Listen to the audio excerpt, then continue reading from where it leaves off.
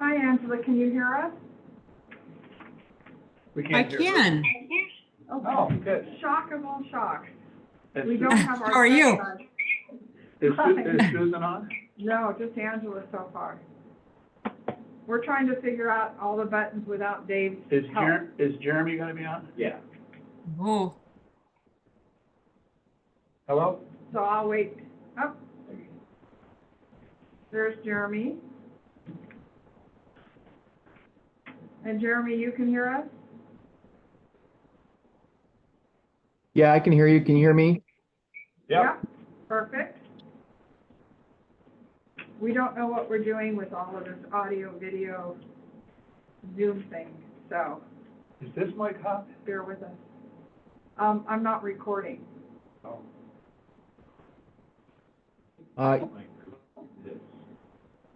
Pardon? Everything looks good, audio and video wise from my end. Okay, good. Hey, Jeremy, we're gonna turn this over to you here in a little bit to lead us through that, but I think we ought to take, before we get into the body of it, I think we ought to take Kevin's recommendation and look at those tables first. Did you get Yep. that? Yep, that was the Huh? plan. That's the plan. Okay. Thank you. We're about ready to go. Okay, well then, we're recording, and I believe, where's the mute? I think you're already unmuted, right? I didn't unmute us on purpose. Yes, we're good. Yeah, I'm gonna get this on. Okay, go for it. Okay, Susan's not on yet? No, Okay, ready? yeah. We want to call to order the August 28th, 2024 Planning Board and Zoning Commission meeting. We'll start off with the roll call, please. Bloomer, Here. Benedetto. Here. Whistler, Here? Boise, Olson, Conley, Here. Gray. Okay, So do we have a quorum with 4? we do. Hmm? It takes 4 for a quorum. Okay. All right. First order of business is the minutes of the August 14th meeting. Each of you have received a copy of those. Before I ask for a motion to approve, anybody have any comments, additions, or corrections? Teresa? Oh, on, B, 6B, it's just got the last name Anglin, so 6B? not a big deal. Yeah, It's got what? the last name Anglin, twice. England. That's all. It's just, his name is listed twice. I think the top line was supposed to be. the Oh, yeah, right. And then the bottom line, England. So we can Okay. get rid of one. Oh, I see what you're saying. Yeah, So we're okay. we're okay. Yep. Any other additions or corrections? Good. Nope, Me. there's Susan. Hmm? Susan's here now. Susan, can you hear us? Let me reset this.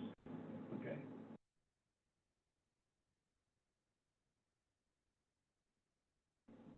Susan, you're on mute.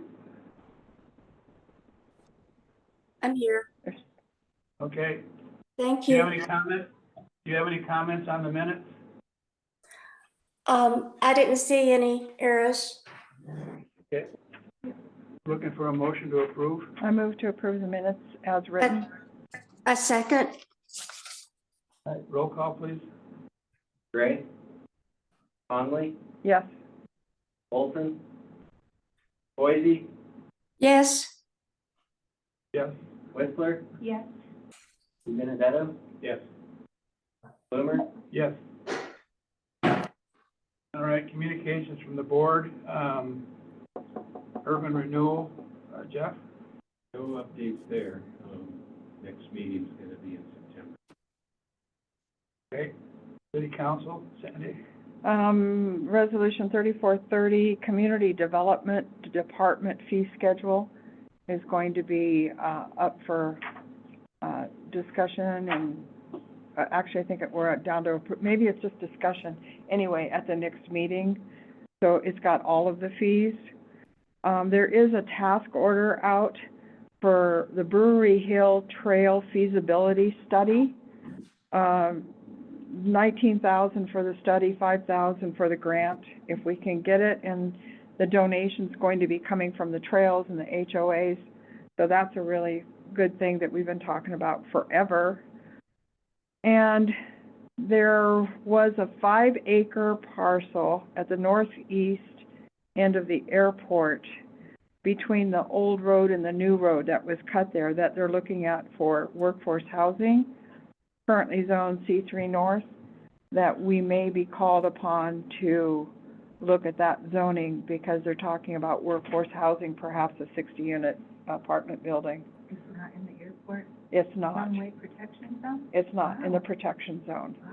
It's- And I it's think to the Dave east is of it. gonna talk about that when he gets here a little bit. Yeah, so Okay. that's kind of the highlights. Okay, thank you. Mm-hmm. County representative, she's not here, so.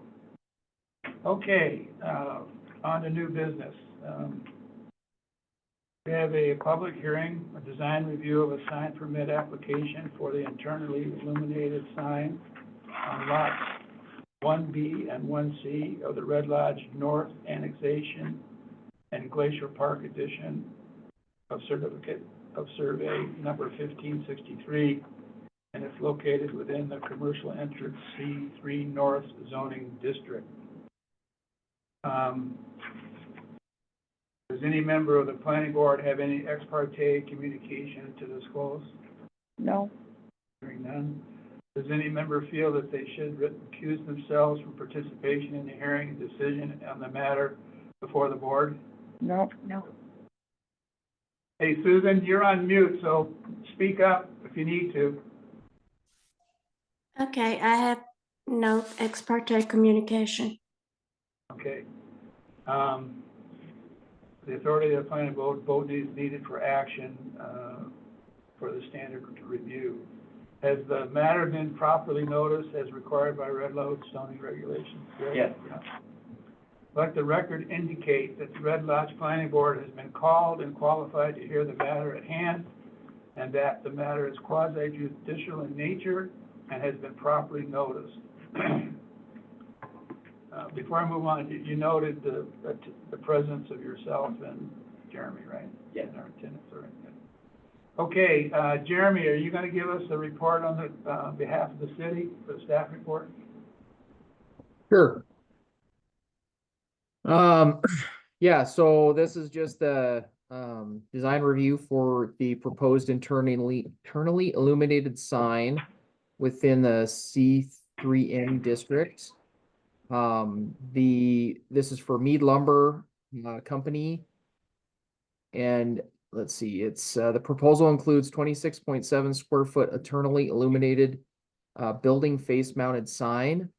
The building sits on 2 lots within the commercial district.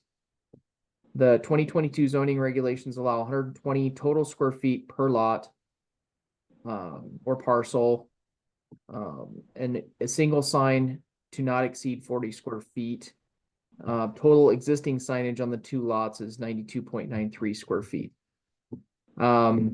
We reviewed the application against all the requirements for signs, as you can see in the staff report, and we didn't have everything appears to meet the requirements of the zoning regulations. We did receive comments from we did not receive any public comments that I'm aware of. We did receive comments from building, fire, police, water, utilities, and historic preservation. All were in favor or saw no issues with the proposal.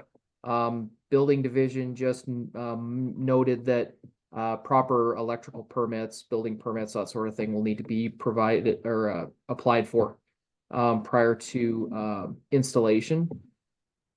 So with that, we have just 2 motions tonight. One to adopt or not adopt the staff report, and then one to approve or deny the design review for the sign. Okay, thank you. At this time, does the applicant, which is Tom, do you want to make a presentation to the board on your application? Just a couple of clarifications. The electrical permit, there will be an electrician, licensed electrician, who will be applying for that permit to actually hook up the sign. All we're doing is we're installing it on the building. We don't have any licensed electricians on staff. The ones that are certified are low voltage certified. So I tried to find out yesterday from the person I'm dealing with. We're installing for another out-of-state sign company, and I tried to verify with them if an electrician has been contacted or not, and he hasn't gotten back to me yet. If the electrical is there, they usually put a stub out the wall, and then we put our sign up, and then we can hook it up internally into the sign. If there is no electrical there yet, we run a stub through the wall, and then the electrician will hook it up to the J-box inside.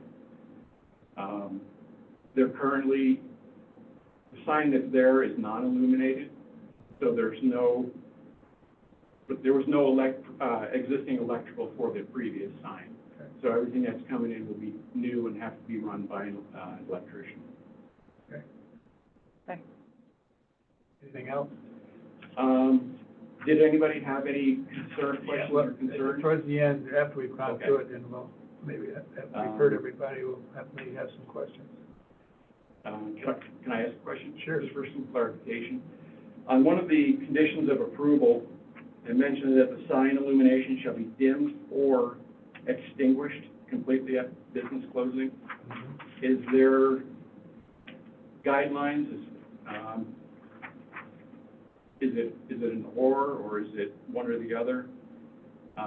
Jeremy, do you want to answer that? What condition number Yeah, 6? I guess I might have to get back to you on that. I don't recall the zoning regulations actually providing any guidance on dimming. That's what the zoning regulations say, is the sign has to be dimmed or shut off after business close. So I guess I'd have to get back to you on what dim means. Yeah. But I mean, it's written as an either or. Correct. So they either have to, and it's just an effort to cut down on light pollution, right? So the idea is to when the business is closed, for that sign to either be the light to be dimmed down so it's not as bright, and then or shut off completely. Yeah, either or. Okay, I just wanted a clarification on that so we could let the customer know so that they're in compliance with what you require. Right. The sign Correct. itself, there's an existing pole sign on the property already, and the letters that we're putting up are not going to be as bright as that sign. Okay. These letters, they're individual letters, and they have a perforated film right to the face, and that actually really dims that illumination down a lot. Gives it color during the day, but then at night, it lets half the light through and gives it a gray appearance at night. It's not colored at night, it just looks gray. So we should be well within, we shouldn't have any light pollution issues. Yeah. But if there is, then we can certainly make sure that customers are aware of it to be in compliance. Okay. All right. Thank you. Did we get any written comments other than ones that were mentioned in the staff report? No public. Does anybody online want to make a comment on this application? All we have is Angela. Angela, do you have any comment? Apparently not. No comments. Thank you, though. Thanks, Anne. Okay, so public comment is closed. Now it's time for the board to ask any questions of the staff or the applicant. Teresa, we'll start with you. Sure. Oh, for the applicant, okay, not the staff report. You can ask questions of the applicant or the staff. Okay, so, I wondered, so what, do we know what was happening with the existing signage and how that will be changed out and what it will look like? Because that wasn't mentioned at all. Okay, you didn't have any of the documentation, showing the changes, that's what it's gonna look like. For the, it was. for the panel, for Yeah. the big panel. So sign is it was the Rock Creek Home and Garden Center, Yeah. and they were bought out by Mead Lumber. They're a big national lumber company. Apparently, they're buying 100 or more of these Yeah. local stores around the country. So the existing sign that says Rock Creek Home and Garden, that's going to come down, and then this new sign is gonna go up in its place I just didn't have a picture of the new sign that would go on the, on the pole. This is, On the pole. this is the sign that's coming down, right? yeah. No, that one is staying. Oh, okay.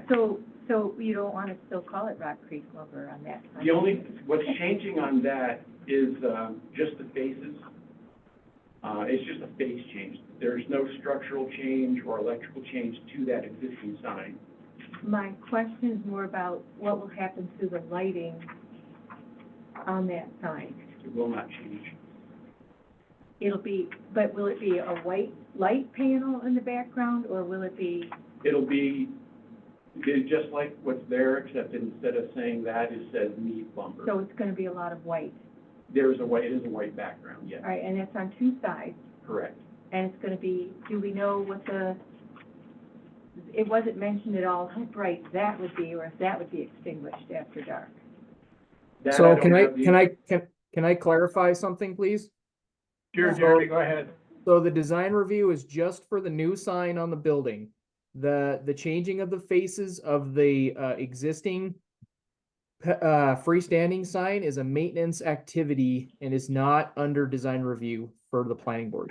I understand, but I'm just curious to know, because this is additive now, so just ask a question. Yeah. Because I know that we've asked before, back at the, ball fields and the wildlife sanctuary, I personally have asked Rock Creek Lumber if they could extinguish, they have floodlights that just come out everywhere, if they could down tilt or put those out at night or whatever, and they have security issues, so that's fine. And they said, no, everything's on one big control pan, that's it, it's either on or off, everything, Mhm. kit and caboodle. So I'm just concerned that everything will be always on. That I don't Yeah. have control over, but if that is something that the city would like to see, then, that's between the city and the. Great, and And as far as the new signage, the letters, it does sound like those will be grayed, Yeah. and that's wonderful. And that's Yes. what we're looking Yeah, at tonight. yeah. Would you like to see a picture of a comparison? No, I Oh, did you see all have the that? rest of it, we just didn't know how the existing signage would look Understood. afterward. And then for the staff report, this wouldn't be for you, but for the staff report, it appears to, there's a lot of wording either that says, it does not appear to. Can we have wording that is firm and says, the proposal does not include this, does not include, instead of appears to? It's Jeremy? not like we're missing anything, right? Jeremy, you want to address that? Yeah, I mean, we can make those changes. I mean, yeah, we like to say not appears to, because, we're basing it off the application materials that were provided. Right. And so just in case somebody, insists something else goes up instead of what was actually submitted, I'm not saying they're gonna do this, I'm just saying. We just say it, right now, based on these materials, it appears to meet the zoning requirements. Well, But I mean, we can do it however you want to, so. so, yeah, Jeremy, it's not the wording that says that it meets the requirement, it's that it says the proposal does not appear to include Strings Banks Road. The proposal does not include, would be much more straightforward. I got you. Black and Okay. Include it, right? And actually, it's even clearer. It's not like somebody missed it and it was approved because they Yeah, didn't see it. I understand what you're saying. We'll, Yeah. we This can. board has had a history of trying to stay away from the general open end language wherever possible. You know, that's all she's saying. Could Hey. be that based on the information provided, it is in It compliance is with the in city compliance, code. yeah, yeah. It's a little bit Yeah. more depth. And I think you can address that when you do your final action report rather than amending this, right? Yep, we'll take care of it and we'll note that for the next time. Yeah. And then, so Jeremy, the only other thing was that I was a little bit confused between, notice to the contractor, the sign person, that, it didn't mention the height of the new lettering, and then it didn't really say what the requirements were in our zoning document. So what are the heights of those letters, and are those acceptable? Did that have a conclusion? So I don't think, I Of think the it's letters, just not of where they're mounted. it's just a square footage requirement, to my knowledge, in the zoning regulations. The sign itself meets the square footage requirements for signs. So there's no sign height, I guess there's no wording height limitations Right, that I'm aware around of. the mounting height, right. So it meets it is in there that it meets the square footage requirements. Okay, I was just talking about the mounting height, but that's all right. We're two ships passing here. Okay. So Okay. I think the only time the mounting height comes into play, I believe, is with freestanding signs. And probably projecting signs Yeah. as well. Yeah, yeah. All right, but, okay. I'm not gonna ask any more questions about the existing sign, because that's not relevant. Yeah, Okay, you made your point. that, I have more issue with that, not the new sign. You made your point. Yes, thank you. Jeff? Well, yeah, I was under the impression that old sign would go away.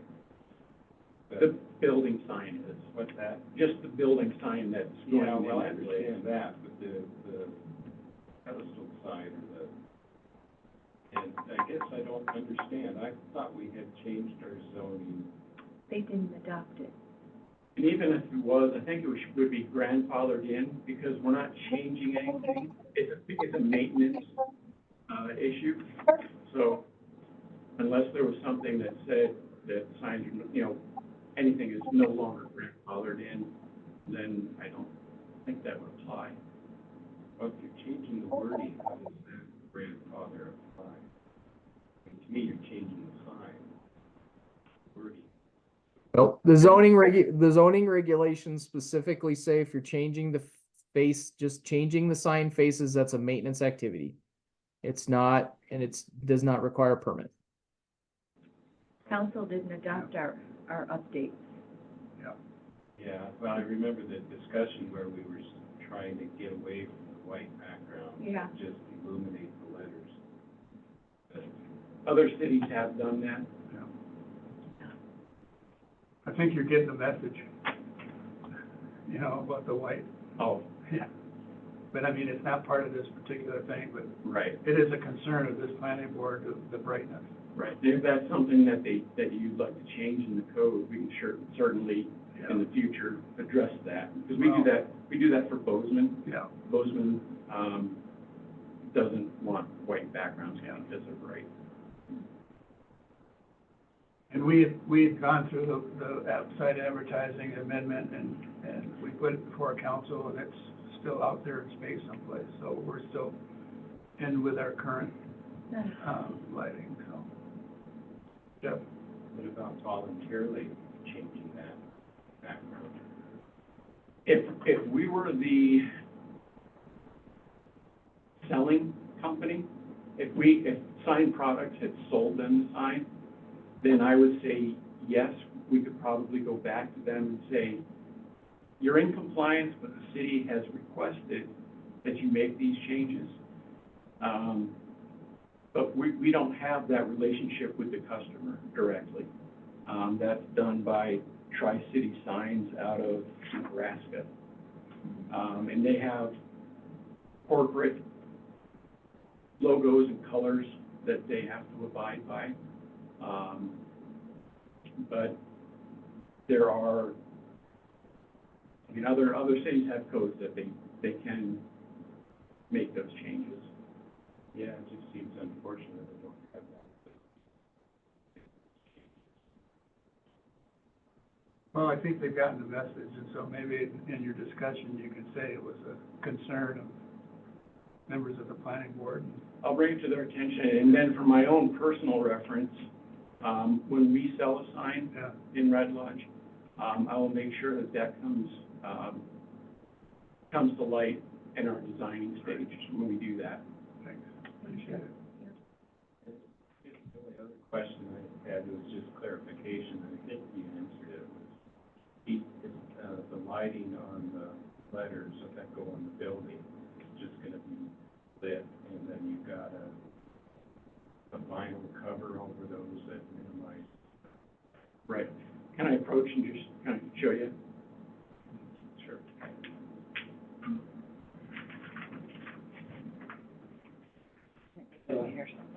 You might have it in there too, get that somewhere. But I don't know how to do it, I can find it.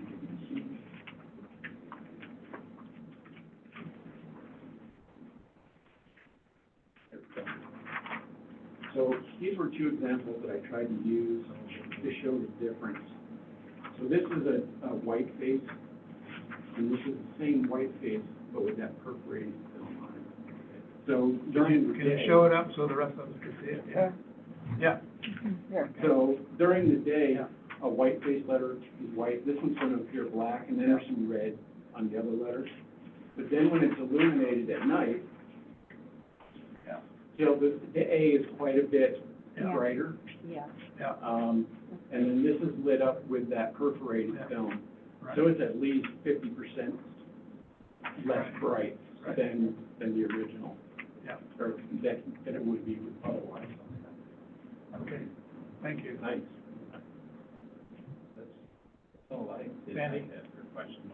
I want to clarify that the only sign permit that we're working on is the Mead lumber and the logo that goes on the building itself. That's correct. And they're going to be red letters? Some are red, some are black. Red and black letters. Yes. But then I was kind of surprised because this is red and black, which would be on the building, but then at night they appear white? There'll be that gray. The artwork that was provided to us, they showed it white. And one of the ones that I submitted, I used a pencil and grayed it out a little bit to make it a little bit more, illustrative of what it's actually going to be. So, once the red letters have this film on them, they'll be muted, the black will be gone. They'll both be muted. Okay. What it does, because it's illuminated from the backside, it's like something that's being silhouetted.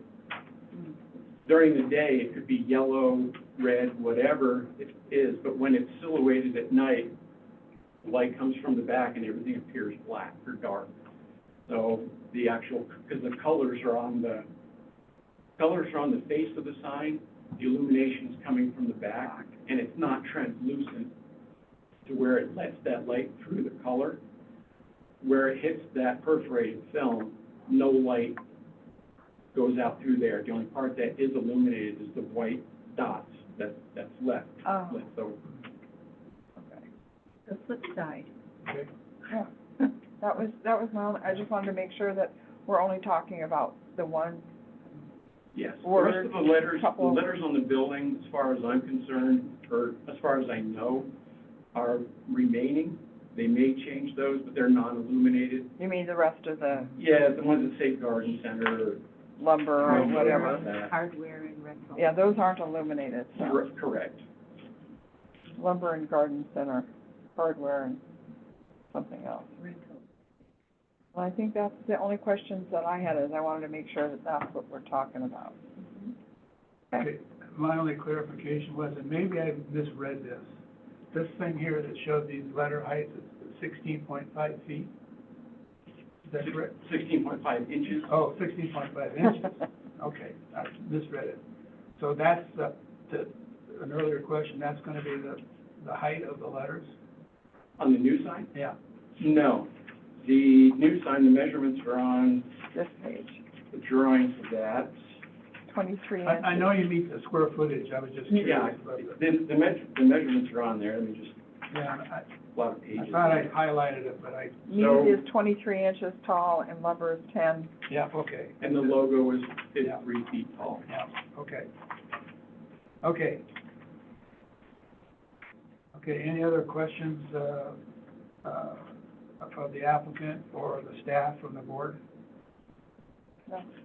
No? Oh, Susan's up. Susan, do you have any questions? No. Okay. I think you've answered everything, but at this point, if you want to make a final comment before we Well, I turn just it over to the board? like to thank everybody for taking time for this consideration.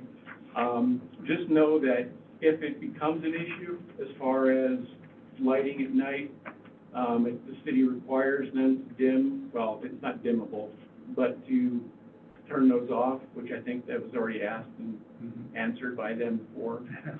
But we can always, if you contact me, then I can make sure that the customers, I can track down the owner or whoever it needs to be done and make them aware of your request, Thank you. Thank you, Tom. whatever you need from us. Jeremy, any final comments from you? Nope, I don't have anything. Okay, so at this point, the planning board members will discuss and take some action on the agenda item. Should we go ahead and make a motion and? Yeah, we can. So I move If you're ready to to, do that, unless somebody has something else they want to say. or we can say it after I do the Yeah, you motion. can. I Go ahead. move to adopt the staff report RLDR 2004-24-21 as findings of fact. I move to adopt staff report RLDR Oh, we need- 2024-21 as findings of fact with amendments, for the clarifications on, Whoa, time out. well, no, You just made a motion. Let me do I the didn't- motion, I you didn't- can second it, I then, didn't second it. It I wasn't don't- but I'm seconded. just saying, we can second it, then we'll make those discussions, and you can point out exactly what you want him where. Okay, well then I'll second it. Go ahead. Okay. So now, we have a motion to adopt the staff report, RLDR 2421, as finding of fact. Comment. I'd like it amended, as I discussed earlier, to clarify items 4.6.70, 71, 72, 74, 75, and 76. Oh, no, not 76, but that we remove this does not appear, and that we state clearly what the proposal is Okay. or is not appears to be. Does everybody agree with that? Andy? Yeah, that's fine. Huh? Yeah. Did you get that noted, Greg? Jeremy, did you get that noted? Yes. Okay. I have a motion to approve as amended. Roll call, please. Gray? Conley? Yes, Olson? Boise? Yes. Whistler? Yes? Di Benedetto? Yes. Bloomer? Yes.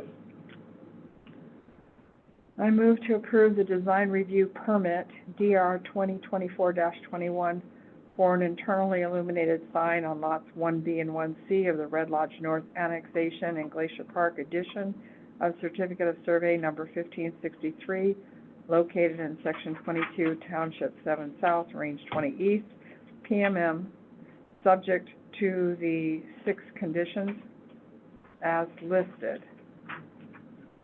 I'll second it. I need, Teresa seconded. Any discussion? Yeah, I was gonna suggest in the first condition, insert the word installation, so it reads, the installation, use, operation, and development of the sign shall be in accordance with the application proposal, plan, specifications, documents submitted for review, except as modified by these conditions. Okay. So after the word "the," you're putting the word installation, comma. Yes. Yes, I think that's a good addition. okay? Yeah, and And let me comment, deal with this one first. oh, sure, I'm sorry, I thought you were done. All right, Sounds good. everybody agree with that? Mm-hmm. Okay, got that? All right, Teresa? Condition number 5, I just thought it might be useful to state, matching our regulations, that the sign luminescence levels for operation between sunset be struck to say close of business and sunrise, I'm sorry? between close of business, just to keep it in line with our regulations. We don't say sunset and sunrise in our regulations, we say close of business, right? Is that right, Jeremy? Close of business? Rather than sunrise, sunset? Between close of business and Sunrise, sunrise, right, just to keep it consistent. Because he might be open after sunset. Right, especially in the winter. I would have to check that. Don't know off the top of my head. Hold on a second. Well, it makes sense to me because it's See, 40, Greg- Greg, do you remember what it says, Greg? I think it's 46.6.60. I think what you're saying makes sense. You I'm just sorry. pulled that I out? think what you're saying makes sense, but I think that's quoted right from the zoning reg. The sunset to sunrise, 700. I don't, we can do it. yeah, you We guys. can make that condition regardless. Yes, you can change it. I think we wrote the condition Based off on the the, reg, word for word. Okay, is 'cause I'm everybody I'm okay good. with that? I kind of like that. between too. close of business and sunrise? Yeah. Okay. All right, yeah. Yeah. So that would be, if it exceeds the 700 candelas the candelas, that it would have to be, turned off between those hours? 'Cause It 700 shall not exceed 700, yes. Right, because, so if it doesn't exceed, then they don't need to necessarily turn it off at night. No. That's what it says. Okay, yeah, that's what it says, okay. I just wanted to clarify that, because what happens, what I've run into a lot of times with other cities, when the wording says, but it's measured under conditions of full white display, Yeah, a lot of times that applies to electronic message units, because the illumination varies. yeah, You'll have a dark background, it changes images. So, I know like in, Cody, they okay, have similar regulations, because when an electronic LED message unit yeah. is all white background, that is blinding. Yeah. So they limit that, So are you all right with, close of business and sunrise? I was looking more for under the 700 candelas, because Yeah. the sign is definitely under 700 candelas. Yeah. So it wouldn't apply the sunset, sunrise, sunset, Anyway, correct? Oh, for your sign, yeah. Yeah, this one. Yeah, the one that's a that's not different story. offensive. We're not dealing with I that sign. understand, So we're okay. So we're all right with sunrise and sunset? it's fine. Okay. Close of business and All right, sunrise. Jeremy, we're all right with the wording that you have in there. I thought we were changing it to, oh, I see what you mean. It doesn't, it's. It doesn't matter. It's moot anyway, okay. Okay, any other adjustments? Well, I have a question on 6, I guess, just going back to the previous discussion about dimmed or extinguished. Maybe the question is, does the sign have the capability of being dimmed? No. It's already, because of the way it's manufactured with that film on it, it's already dimmed from what it would be. Yeah. And since it's already under the 700 candelas, the operation between sunset and sunrise doesn't really apply to this particular sign. And neither does dimming because Because you can't. But you're just Right. gonna switch it to gray though anyway, right? you don't switch. Yeah, when it's illuminated, it looks gray at night. All right. So, It looks dim. yeah, so So I think 6 is okay. All right. Well, I think reading the regulations, I think what it's saying essentially is that if, as long as you don't exceed the 700 candelas per square meter, that's considered dim, right? So anything less than 700 between sunrise and sunset is considered dim, and therefore you don't have to shut it off. If your sign is going to be over that, then you would have to shut it off at close of business. Does that make sense? Well, 5 and 6 are all right as written. Yeah, because I was I think, thinking more. I think so. Yeah, I was thinking more about the business, and when you leave at night, Yeah. close of business is easier to remember than, oh, sunset is happening before we're closing, you know? So there's only been one amendment to the conditions, and that was Jeff's amendment and one, Number one. number one. Okay? Mhm. But he also said close of business, he changed, No. They got, changed 5 to say between close of business and something. We decided sunrise and sunset was okay because it did not exceed 700. Yeah. so I should change my motion to say as amended. Yes.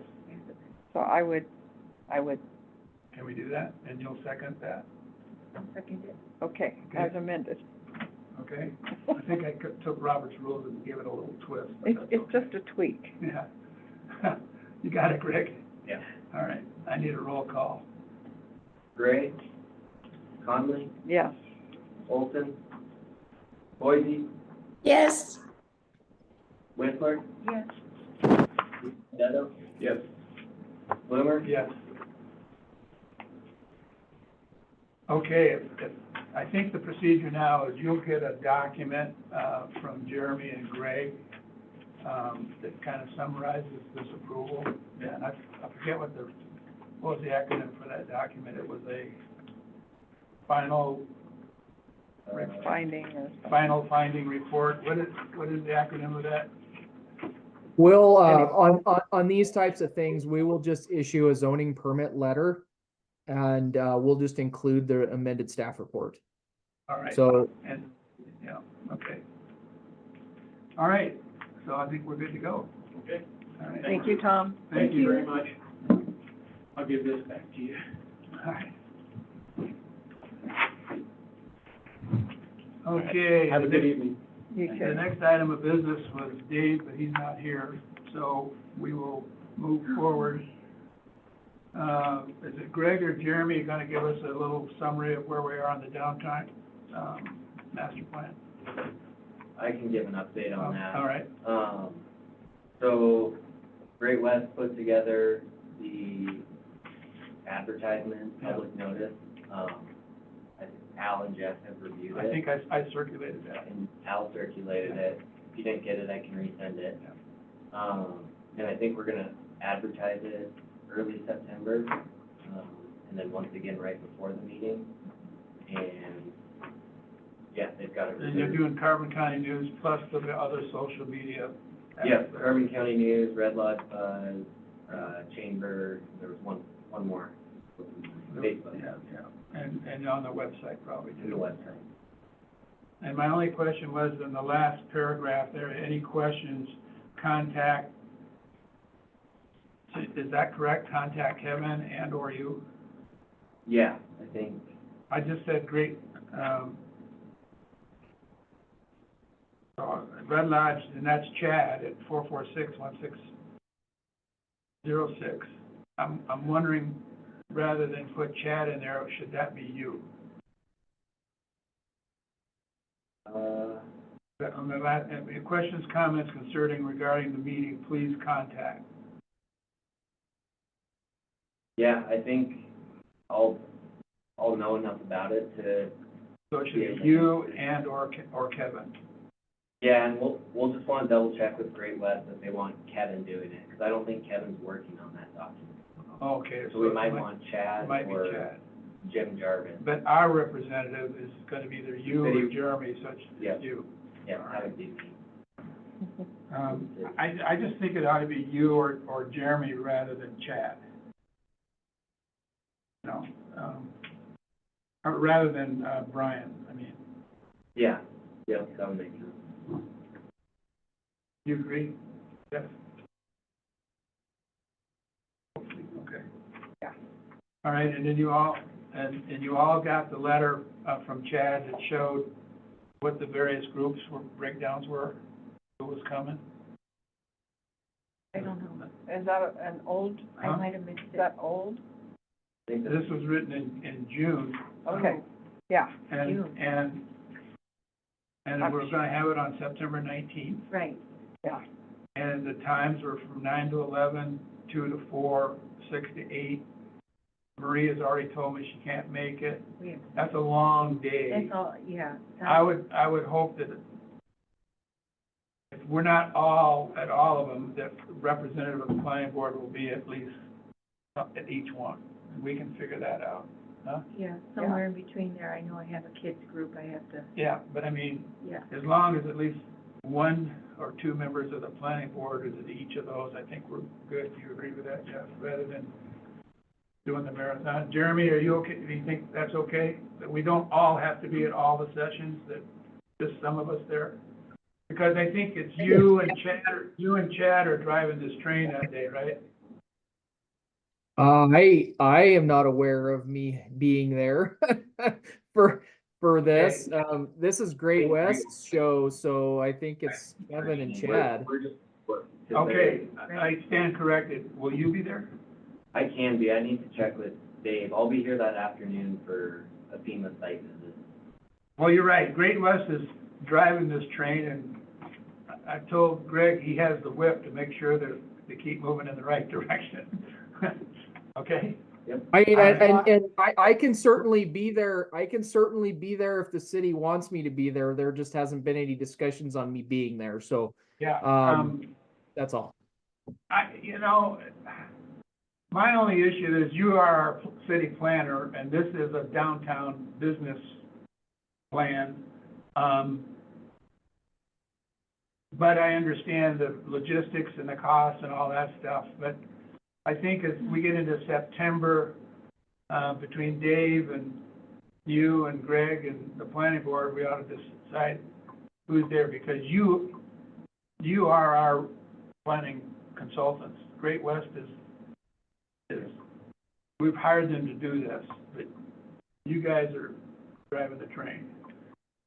I definitely understand. So let's continue this discussion with Dave and see where Alright. we end up. Because as I said earlier in the meeting, I felt like I've Well- been nudging them more than I need to, but that's another issue. Okay. What was the date of that again? September 19th. Okay. I should be okay. If I do need to be there, my son gets married the weekend before, so I think I'm good. Well, Dave's not here, and I understand it's an economics issue, but I don't know, what do you all think? Should city planner be there or not? It'd be good for them to hear what the public are saying and to understand. Who's gonna be The writing, turnout, what- who's gonna be writing this downtown plan? Who's gonna actually be writing? Chat, the Great West is Then similar that's to who that. should be there. Okay, That makes sense to me. They're the ones writing it, they should be there.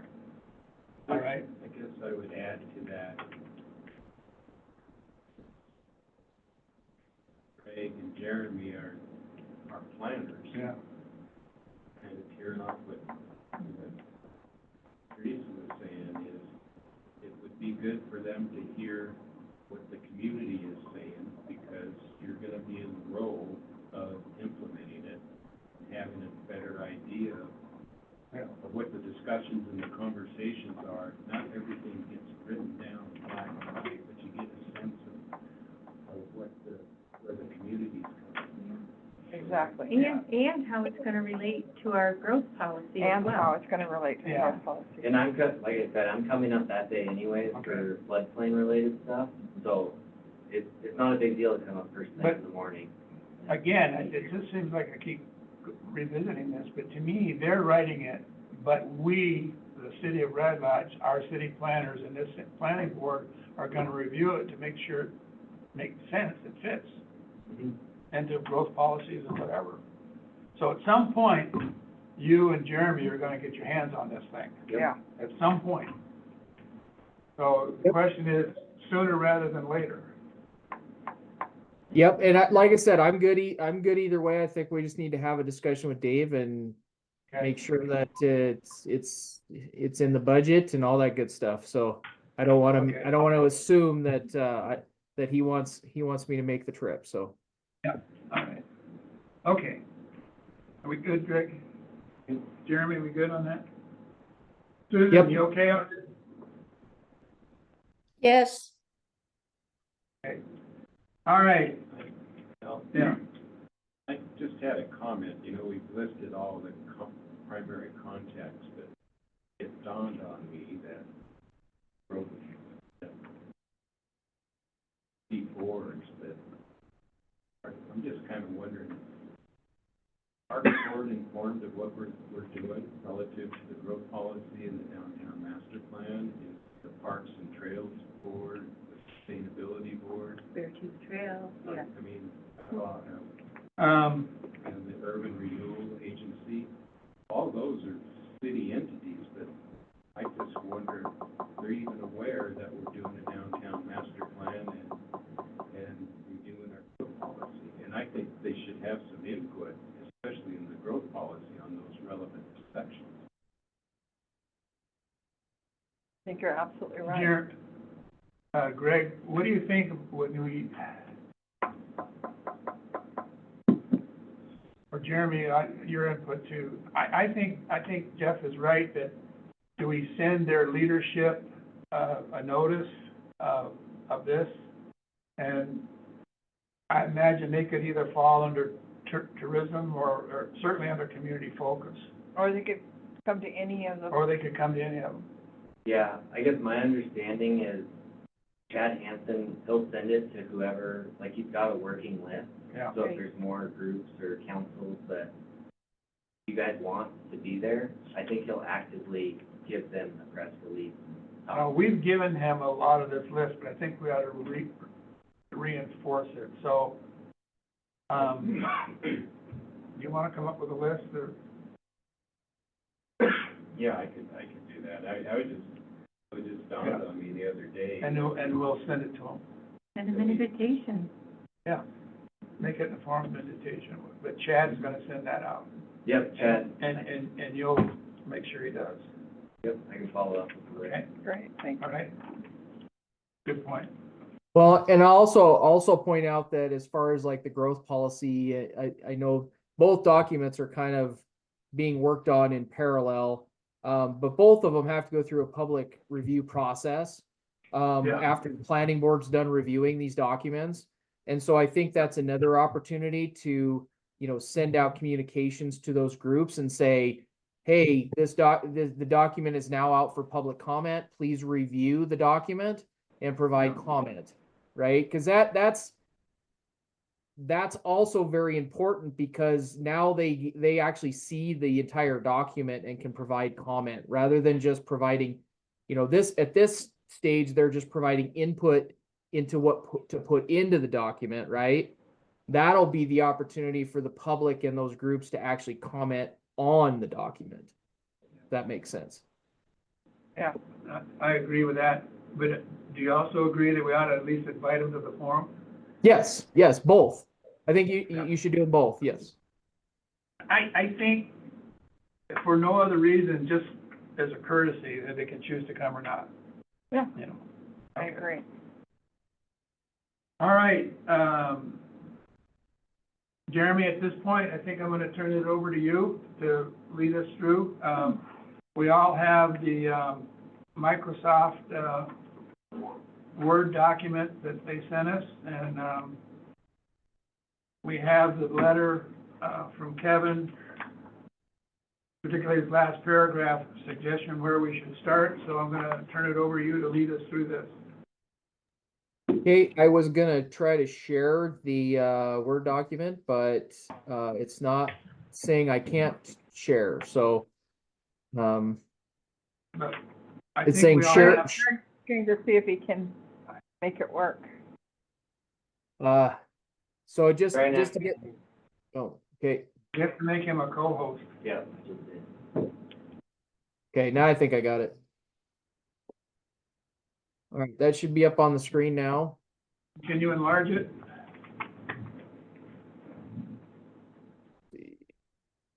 And I printed out the PDF. Uh, The PDF should match. Can you enlarge it? I'm working on it. You know that all the pages were page number 1 in the document that we got. All Is of that these better? pages. Is that better? It's Little bigger, improved. little bigger would be good. Mine wasn't that way, Sandy. Susan, can you Mine see said this? all of them say, I did it off the PDF. Yes, For all page Okay. 1, Oh, I'm using the Word. Word. How's that? Okay, and what we're talking about is just the chart, economy action plan, of which there are 3 sections. Go ahead. Correct, yep, so we're just going through, you guys have already gone through the goals and objectives stuff for each one of these sections. Now we're just talking about the action plan tables for each section. So what I'm gonna do is I will just provide a little, when we start looking at each table, I'll provide a little intro, I guess, and then kind of just indicate to you guys what I think about each one of these action items, and then I'll open it up to you guys for discussion, just to hopefully kind of guide that discussion a little bit. So right off the bat. So the first one is economy action plan. Great West has outlined 3 actions that go along with the goals and objectives up above. First action is utilize the efforts of the RC&D to determine economic sectors to focus for Red Lodge to promote the expansion of existing businesses and the development of new businesses. I have a little bit of heartburn with this action, just in there's not really an action specified. It just says utilize the efforts of RC&D, but what is the action item, right? What are you utilizing them for? And so I would suggest maybe adding in here, prepare a economic development plan for the city of Red Lodge, utilizing the efforts of RC&D, blah, blah, blah, if that makes sense. Second one, create incentives for the maintenance of the current storefronts located along Main Street. I think this is a good action item. My concern with this one is that what are the incentives? Do we want to specify what those incentives are? Are we talking zoning incentives as in, relaxation of zoning requirements if they do this, or are we talking about fee reductions? Are we talking about monetary incentives through a urban renewal district or something like that, right? So and I'm not saying you have to do this, but maybe being a little bit more specific on incentives. And then the third one, continue to update and implement wayfinding signs by the Main Street Montana program. I didn't see any issues with this action item. So I think with that, I'll open that up for discussion and questions. Well, let's talk about the first one first, E1 and E2. Tell me again what your wording is. So I would suggest the action item would actually be creation of a economic development plan for the city of Red Lodge, utilizing the efforts of the RC&D, and then leave the rest of it. That way your specific action item is create the economic development plan for city of Red Lodge. Jeff? That sounds good to me. Teresa? I like it. Sandy? Yep. Okay, we agree with that. And my only question is this: do we need to define it someplace what RC&D is? Is it assumed that everybody knows that? It should be defined somewhere in the document. I couldn't tell you where right off the top of my head, but Is it in definitions? why don't we make a note, Greg, to verify with Kevin that RC&D is defined somewhere in the document? Okay, We use initials so often like that, there should be a whole glossary of the RC and D, the CDBG, the, you know, the CIP. Yeah. And It gets a little crazy. I understand the space issue, but someplace they have to be defined. Okay, That is, what is the correct wording, the Beartooth RC&D? That's the entity. I think that's exactly what it is. It's called Beartooth RC and D. RC and D, yeah. did you get that? Beartooth RC&D. Okay. Yep, Greg is taking the notes, so. Okay, E3 and E4, what kind of incentives are we talking about there? I mean, I guess. Yeah, and maybe just leaving incentives is fine, and that way it lets the council and, and or the planning board make that, decide what those incentives are. So it leaves it a little bit more open-ended. The other thing maybe would be to put the responsibility on not only the council, but maybe the planning board for this one. Since we are talking about maintenance of storefronts, and that's going to go along with, the historic district and the zoning regulations, right? The planning board did, we had an instance where one of our storefronts, the owner wanted to paint it, and it was a big rigmarole, and we decided that we had a whole palette of paint colors that they could use without having to come and get a permit. So. So yeah, I mean, that's a great incentive, right? we're That's talking about- yeah, that's the relaxation of zoning requirements if you meet certain standards, right? So I mean, that's Right. perfect. So, It's not relaxing. So what I'm hearing is leave it, create incentives as an action plan and add planning board to responsibility. Is that correct? I think that works because it leaves it a little more open-ended on what those incentives, instead of being very specific on incentives, it leaves it open to allow the planning board and council to kind of develop what those incentives are. Teresa, you agree? I think, yes, the planning board would have to be involved if you're talking about relaxing or changing the Sandy? zoning requirements. Jeff? Yeah, Okay, I think we got that one. I was gonna add, Oh, wait a minute. rather than just say current storefronts, but how about adding and historic character, that refers back up to the objective succinctly. Did you hear that, Jeremy? So create incentives for the maintenance of current storefronts and Historic character. historic character of buildings maybe located along Main Street? Maintenance of the historic character of storefronts located. Does that sound right? So that says create incentives for Right. the maintenance of historic storefronts character. Character Yeah, difference. I like that. And I'd leave the word current off, it doesn't matter. Yep, I would agree. So replace current with historic character. Character. Character, yeah, Uh, okay. Okay, can we move to the next one now? Housing, page 8. Okay. Well, did you want to talk about the last one under? Sue, you got something? No, I'm kind of trying to figure out exactly what we mean by maintenance, though.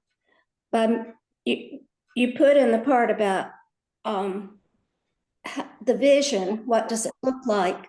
But I think a lot of us storefront people could use a little help on knowing about trip factors or chunks of granite missing out of our entryway, things like that.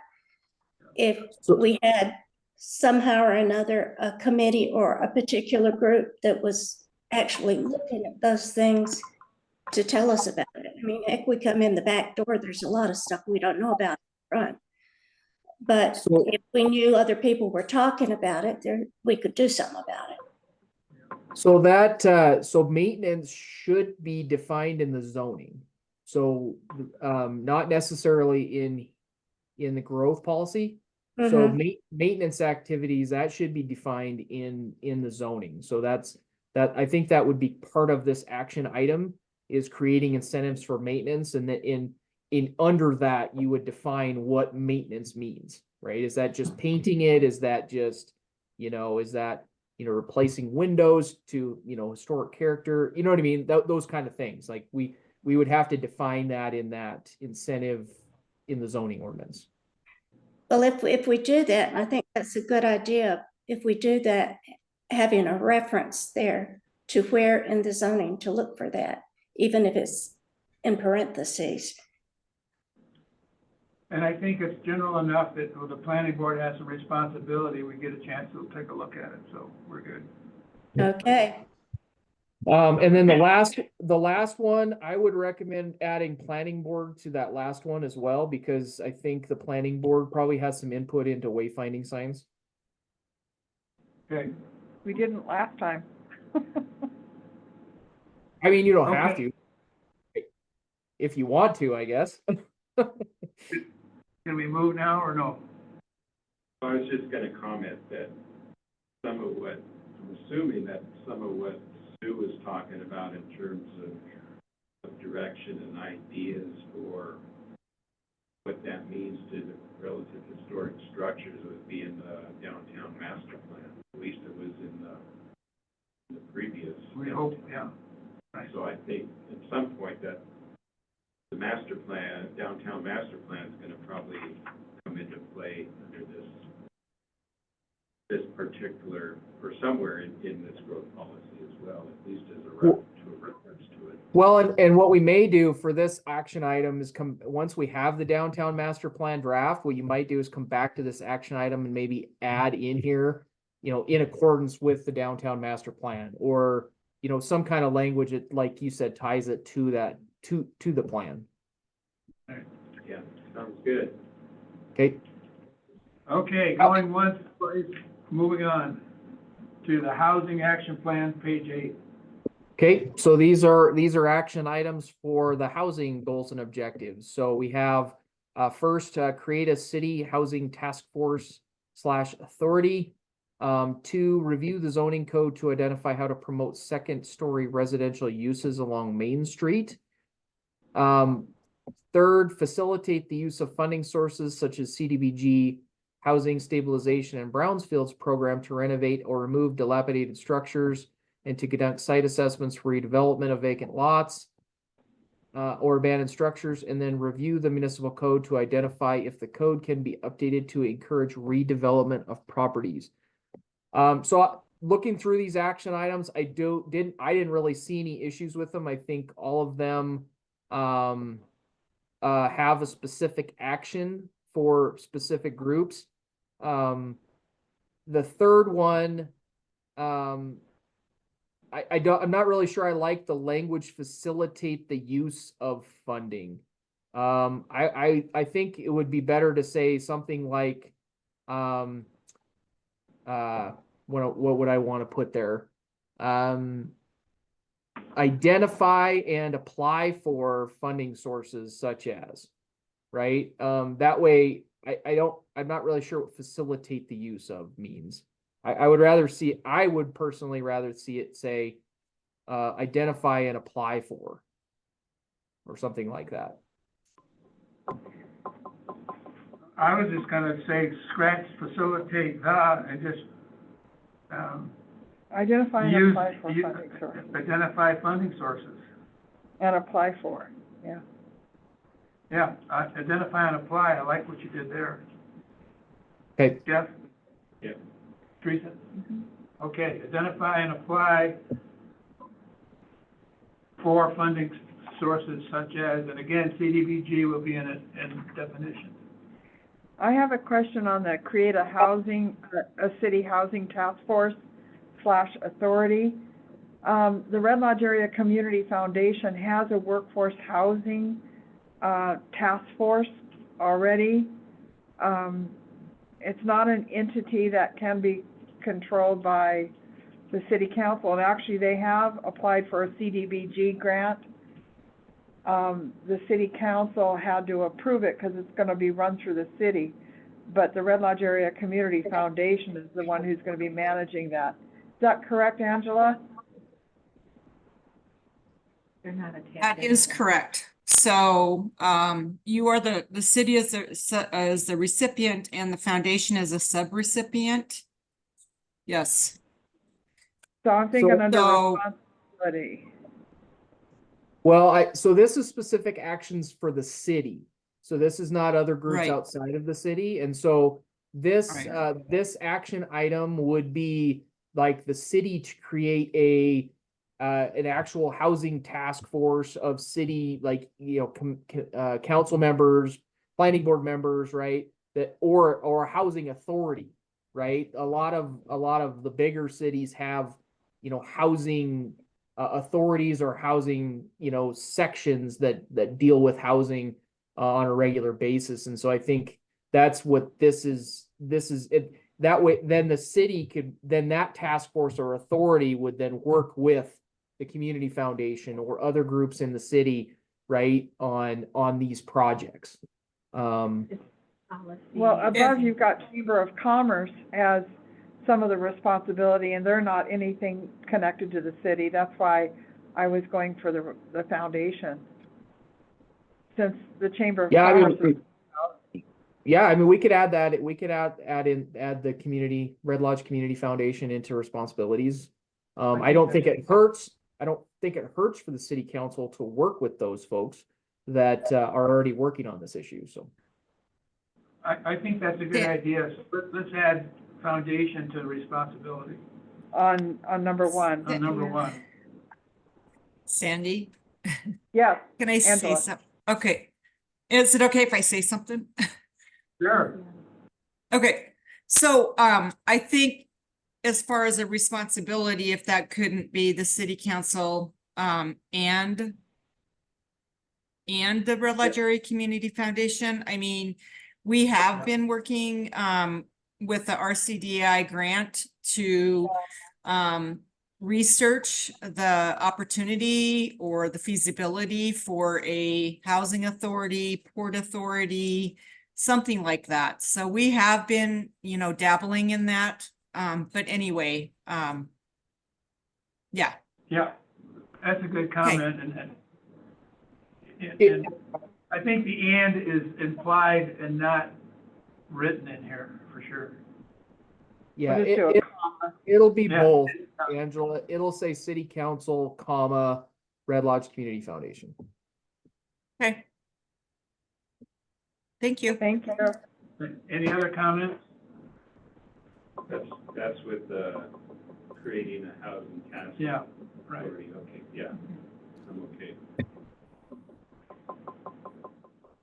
Are you ready to move on? And we changed number 3, and we did not change 2 or 4. Correct. Oh, Teresa's got something. I'm just thinking, Tracy may feel differently about having RLECF named responsibility. She might. So I'll check with her. pencil it in. Yeah. Well, this is not Run the it, final. run it draft. by her. Right. Okay, I think we can move. Okay, yep, sorry, Wait we a do. minute. Wait a minute. Jeff has something. I was just on the third one there is, wondering if the Urban Renewal Agency is another response entity that has some responsibility. Yeah, Because it's renovate. yeah. You got that, Urban Jeremy? renewal. The Urban Renewal, is it called agency? Yeah. Agency. Oh, under responsibilities, is Yeah. it that the city of Red Lodge has an urban renewal district? Is that what you're talking about? Yeah. Yes. In the agency. And we Okay, have yeah. an agency, so. So urban renewal agencies, yeah, we can add that in there. Okay. And I All guess I missed these. There are 3 more on the next page, so, So we're It going looks on like- to 10 now? Oh, No, there there were- more, yeah, yeah, okay. there's three more action items for housing. Yeah. Sorry, it was on the next page, so. Yeah, got it. So we also have identified parcels that have the potential to be redeveloped for housing. Utilize the RC&D to assist the city in identifying a developer who specializes in assisted living facilities. And then review the subdivision regulations and street design standards to ensure that new housing developments have adequate rights of way to provide safe access for emergency vehicles. Yeah. I guess I don't really have any. It seems like the third and fourth one kind of go together. You're reviewing the municipal code to identify or to encourage redevelopment. They're separate action items. I think I'm fine with those. Okay, Jeff did have a comment that we noted, if Jeremy, you can expand that comment, that it looks like Kevin did not address yet. Was incorporate requirements for safe walkable and bicycle connections between neighborhoods, commercial districts and schools. Under housing. and make that So- another item? That looks like the intention. Is that right, Jeff? Yeah, that was. Would you read that over again? Yeah, and I think Jeremy, can you try to expand that? So add one that incorporate requirements for safe walkable and bicycle connections between neighborhoods, commercial school districts, and schools. Oh, yeah, it's in the comment. I know, but like I said, I didn't do Word, I did the PDF. Oh, That was actually a part of, or my suggestion was they make it a part of H1G rather than separate action item. So should it be separate or should it be part of H1G? No, I think we can add that one right into H1G.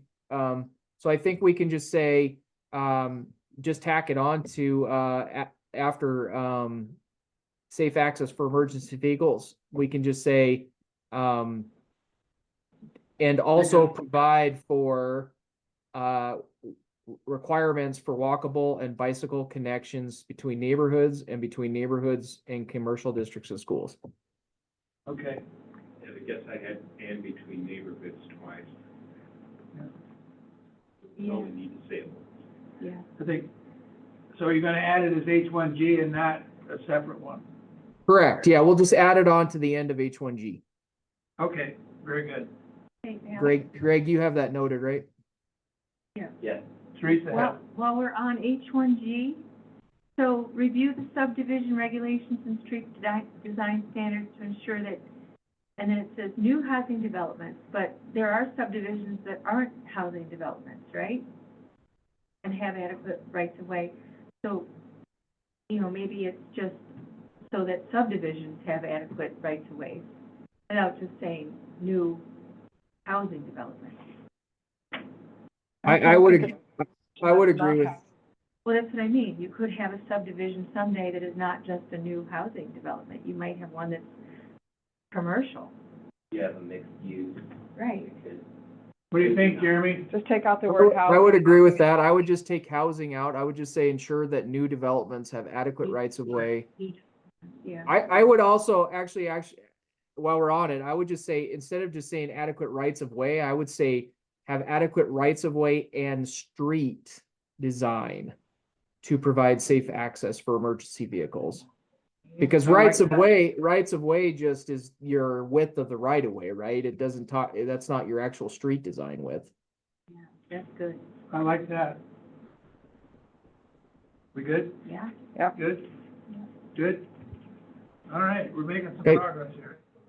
I think All right. we're moving on to land, Land use action plan, page 10. all right, All right, so we have several action items here under land use action plan to go along with the goals and objectives that you guys previously reviewed. First one, incentivize property owners to clean and maintain their property. Actively enforce the community decay and weed ordinances. 3, amend the subdivision regulations to comply with state statute. Number 4, amend amend the zoning code to comply with state statute. Develop a robust design standard for facade upgrades and new structures to ensure the design is compatible with historic structures of the city. Consider expanding the historic overlay district to ensure compatibility. Review the zoning regulations to identify zoning districts that may need to be amended to permit multifamily residential uses. And then review the floodplain and zoning regulations to ensure they are compatible with the proposed development within the floodplain or riparian area. I think I don't really have much here. Again, I think on the first one, and this is just for consideration, not necessarily need to make any changes to the action item, but the first one, incentivize property owners to clean and maintain their property. My question would be, what would be the incentive? I mean, I think action item number 2 kind of already speaks to that in enforcing the community decay and weed ordinances. So I'm not sure how you would incentivize owners to clean and maintain their property. I'm not sure what that would look like. I So- had that same permit, and I don't know what we have a decay ordinance? I know we have a weed ordinance, but I'm not sure what a decay ordinance is. So I guess I'm not sure if you have, so community decay is like junk vehicles, like just general maintenance of property, like garbage, stuff like that. So I just don't think that the city has that. So maybe we actually maybe action item number 1 should be, enact a community decay ordinance. There could be something under a nuisance ordinance, because I Or remember nuisance. getting complaints about, somebody had a neighbor where they were doing this decay, things piling up, old cars and everything all over the yard, and that's what they had to look at all the time. I like your idea of changing number 1 to, what does it create? Actively enforced, just actively enforced, right? No. What if we did this? I think we take out 1, because I'm not really sure how you incentivize property owners to clean and maintain their property. I can't either. I think we agree with that. Do we But agree with no- that? Okay. But number 2, why don't we just say review existing community decay and weed ordinances and actively enforce, or something like that? Review and enforce the community. Yep, yeah, there you go. Yep, review and enforce community decay and weed ordinances. And if we don't have decay ordinance already, though, you want to create it, right? That's the review, yeah. Well, you. Yeah, I wanna- think that's where the review comes in, where you review your existing ordinances and update accordingly. Review and enforce community Community decay decay and and weed weed ordinances. Are That we okay sounds with that? Mhm. Jeff? Yep. Okay. We got that, Jeremy. We're doing good here. All Okay, right, well, I didn't have any issues with any of the other action items. okay.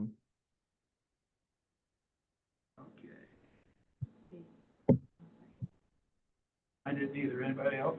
Well, on, A through D, it says develop a robust design standard for facade upgrades. Are we talking about downtown? And new structures? Yes, I would believe so. Should we actually refer to it as downtown? In other words, there are historic structures in the city over on Hauser and the High Bug that are historic and they don't really have facades.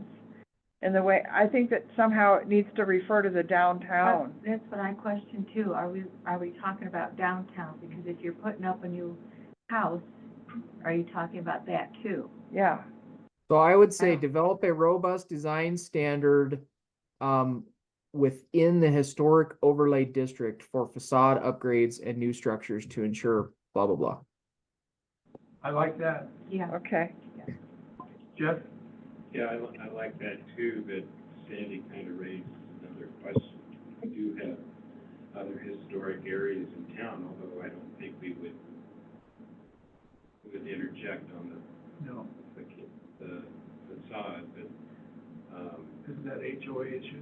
No, Huh? no, there's no Well, HOA. there's the high bug, and then, I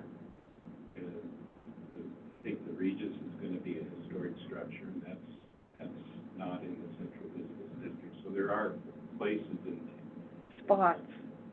town that, I don't know, I don't wanna change this, because I like the wording the way it came up with in terms of referring to the downtown, but I'm just kind of thinking in terms of how to address some of the other historic, Okay, Even the Roosevelt is historic.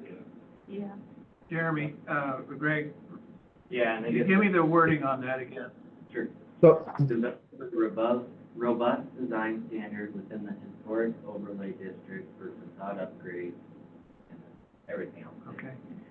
Okay, I'm So- okay with that. okay, I was gonna say the next one, the next action plan item says consider expanding the historic overlay district, so that might Oh. be something to consider Fix when, it, yeah. for some of these historic structures that aren't really in the. okay, so the But new there's wording on, spots. It's not expand, that would be spotting, Yeah, Yeah, we have an option. yeah, because right now it's yeah. it'd Okay, be so- ugly. I just want to make sure we're, on LU 1A through D, we've agreed to the new wording, correct? And has that, so now we're on LU B and D, and you want to make a comment there? So just with Jeff and Sandy's concern about certain structures maybe outside of that, Yeah, like, and what Sandy's saying, that turns into kind of yeah. spot zoning. But, Do you want to change that wording? Jeremy, do you have input? no, I think that wording's fine. It allows you flexibility to review that to see if you want to expand that outside of just the downtown. Or just review, It's just consider, or review and consider. Yeah. yeah. So you're Yeah, okay with it? review and consider would be good. Yeah. Yeah, it's review. the same. So anything on LU 4, A through B? So on that one, I would like to see one change to that, and that's just, review the zoning regulations to identify zoning districts that may need to be amended to permit multifamily residential uses and higher density, maybe? Because I think most of the residential districts allow for multifamily residential uses. I think it's more of a density question than it is the use. I think Higher that's, density housing, you mean. I think that's a good point. Jeff? Yeah. Sandy? Yeah. Okay, with higher density. And that's it, Uh, that's all I had. Can we say higher density housing, because that's what we're talking about, right? Higher density housing, Jeremy? Yeah, I think that's fine. Not higher density vacation rental Hey, Susan, you're okay with all these changes? housing. Yes, I think that was part of our perfect. objective when we decided to allow ADUs. And All right, so we're heading that direction, and the more we can get it documented, the better it will be. okay. So higher All right. and higher density housing at the end of that. Housing, Yeah, yeah. Okay. Okay, can we move on now to action services on page 12? I had a couple of suggested Oh. action items that weren't here. Under land use? Yeah, so I was suggesting adding an action item to develop a floodplain management plan based on updated data reflecting the dynamics of Rock Creek watershed and changes to the floodplain and riparian area. Is that the Did same you as see that 4D? comment, Jeremy, that he just read? Is that the same as 4D? Just I different think wording? I think that's the same thing. I think that's I think that's the same thing as the last one, because I think you're gonna be reviewing the floodplain regulations. Because the floodplain regulations is what regulates development within the floodplain. So I don't think you would develop a separate plan for development within the floodplain, because the floodplain regulations are that. that makes sense. Isn't there such a thing as a floodplain management plan? That should be your floodplain regulations. Okay, Jeff? Yeah, then, And you had another one. well, the other one was, add an action item, the city retains city lands, right-of-ways, and easements which provide opportunities for public access to Rock Creek in its riparian area. And that's was in our previous, or wasn't an action item in our current growth policy, but it's always been in our growth policy. And what's the action? The action is, Retain city lands. the city retains city lands, right-of-ways, and easements which provide opportunities for public access to Rock Creek and its riparian area. Jeremy, you okay on that one? Yeah, I don't Huh? see any issues. I don't see any issues with adding that to the end of the list. And that would be LU 4D, Jeff? For E. I guess. 4E? Yeah. 4E. And the responsibility would be the city council? City council, parks and So- parks board. So the objective on that last one, Jeff, would be LU7, which is Okay, highlighted up above here. Retain and promote public access to Rock Creek. LU7, right. all right. LU7A, right? Correct. And the city council and parks board are responsible? Yes. Okay. Teresa, Yes, sounds good. Andy? Susan, you all right with that? Is that also trails? It- Is that also Okay. trails board? Well, we had Beartooth Trails in our current growth policy as another responsible entity Yeah. or coordinating. So they would be responsible as well? I think so. So Beartooth Trails, Jeremy? Okay. So there'd be 3. Okay. Council, park board, and Beartooth Trails. That's, Right. okay. Okay, I think we can move on to 12, services. All right, local services. So action plan items. 1, obtain a geographic information license through Esri to be used in city asset maintenance. I would change that to city asset management instead of maintenance. Cause you're gonna use GIS to manage your city assets. Yeah. Maintenance is just gonna be using, they'll use that for management of the system. Right. What's ESRI? That's just the name of the company that does the GIS licensing. Grandfather of all GIS systems. Yeah. Again, that's the one we need to have in definition so people know what it means. And we need a Greg? license? We have a Ye- city is licensed under the county 3 seats, but I think that might be changing because of, We go to the county for the GIS info. yes, we did, well, we had shared site seats under their licensing. The city pays for it, and Dave, if there are any updates, I don't know. If the city is now looking to purchase their own seats, I would have no idea. I don't know if we use theirs or not, but we are very heavily involved in GIS, and Mike is in it daily. Yeah, but that was under the Great West files that had been set up forever and running, right? But whether or not they have a separate seat, this implies the city doesn't have, but the city has licensed seats through the county, through DES, Tom Coley. If that's changing, I don't know, but this, I guess we need to review. what Yeah, the maybe city- that, yeah, let's say review, and if Determine. needed, obtain a geographic information license for city asset management. Right.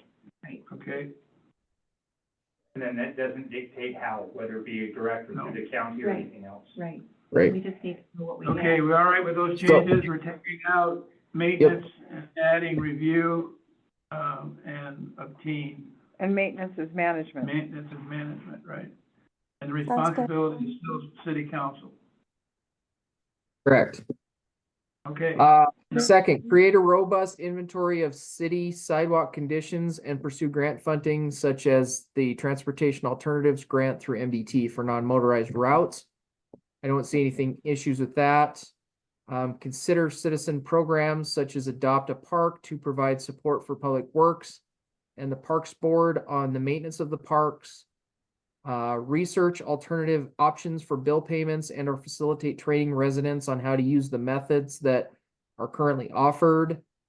As well as review the current website capabilities for the facilitation of public documents.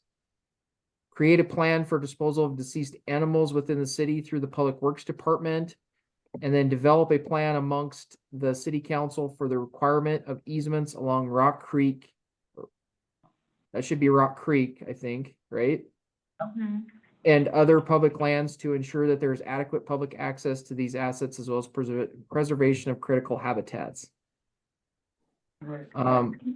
I didn't see any issues with any of those ones, except for that should be Rock Creek on that last one instead of Rock Create. Teresa? Could we go back up to the first items, the LS 1A, obtain the, the geographic? Yeah. I think we need to include public works in that. You would want, That's a Oh. responsibility. Yeah, good point, good point. Okay. Any other, I think we're good. Public Works, Parks Board, City Council, Public Works, City Council, Public Works, City Council, Planning Board, City Council, okay. All right, I think we're through the tables. Let's see, no, we still have public facilities and infrastructure. sure. Good try though. Nice try, though, nice try. I'm trying really hard. I think Am I- oh, no, we still have more under natural resources, so we still got a few more here. And resident participation. Well, Jeremy, they went through some at the last meeting. Yeah. Oh, So- yeah, actually, it looks like we, Yeah. have some edits in here on these On ones, my so. notes, we've already covered that stuff. Yeah, Kevin's memo says we're done. Oh, okay. Three. And All so right. now I move on to page, what is it, 13 or 15? What's the title on the page? 18, population. Characteristics Population and characteristics. economy. Okay, so I'm gonna start off here on these ones, and I'm just gonna make a general statement. So now, so the sections that you've gone through to date are very specific goals and objections and actions for the city of Red Lodge, right? And so I feel like it was very important for you guys to take time with those and review those thoroughly to make sure that that's the direction you want the city to go and the things that you want the city to work on. These next sections is just a lot of information. So I just want you to be aware that this is just the next sections are a compilation of information on the population of Red Lodge, the economics of the economy of Red Lodge, housing statistics. It's just a ton of information. And so I don't know if you necessarily want to or need to go through this line by line and review every little piece of this. You certainly can if you want to, but I'm just making a suggestion that there's going to be a ton. The rest of this is just a ton of information that is, for basically think of it as a snapshot in time of where Red Lodge is at in 2024. And there's some sections that talk about population projections, out to, for instance, this section should talk about population projections, for the 5 or 10 years. So I just wanted to get that out there right off the bat and, you know, again, it's up to you guys how in depth you want to get into these next sections. But maybe in an effort to expedite the review of getting through this, it might be Well, better to skim over I'd- some of this stuff than. I would than rather get- not have to go through it line by line. I know the comments that have been there have been somewhat addressed. My issues on this, for example, in figure 3, I mean, the scale of that, you need a magnifying glass to read that. I put a note that it needs to be horizontal, it needs Yeah. to go the other direction, so you turn the page so you can see it. So, you know, comments like that, I just go through. Figure 2, Yeah. the same way, you really Yeah. can't read anything on that, you might as well not have it in there unless you can expand it, make it larger. So people Yeah, and can see, actually and those, read it. yep, and those are the kind of comments that I think are really, really, a lot more beneficial in these sections is, you know, how does this feel? How does this look? You know, if you see any glaring things that you really want fixed or changed, Well, those are figure the, 3 those, jumped out at me, figure 3 jumped out at me, and some of the other figures weren't so bad, but then there was another one that jumped out at me, and maybe I just don't get it. It was figure 11. well, so Greg, let's make a note that figure 2 and figure 3 need to be, enlarged or enhanced or something, to be readable. Yeah, I've got a comment for Kevin that says update figures 2 and 3 in particular, and then a global comment of have your design team or whoever's making these. We just got a couple of minutes here because that's another item I need to cover on the agenda, but figure 11 really bothered me because I studied, I think I understand it, but I had to really think about it.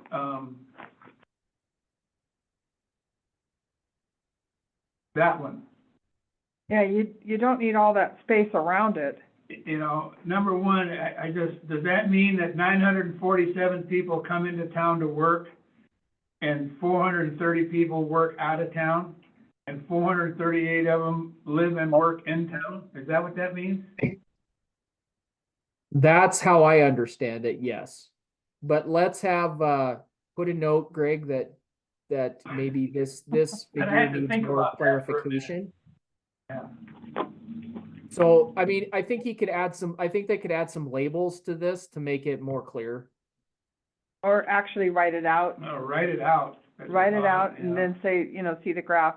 The other thing that I noticed is on figure 6, there's a little blue thing on the side that makes absolutely no sense whatsoever. Go to figure 6.